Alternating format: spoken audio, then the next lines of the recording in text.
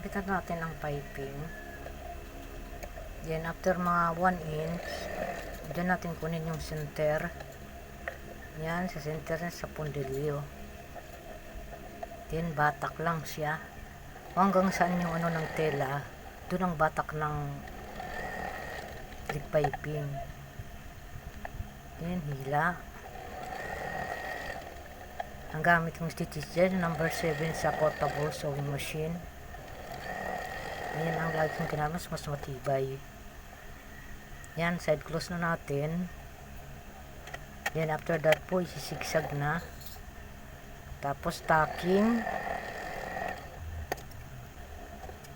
Magbabawas ng ano sa back para hindi makapal pag tacking mamaya. Yan, i-insert yung usling ano, mga sinulid para mapasama sa pagtaking. Thank you for watching.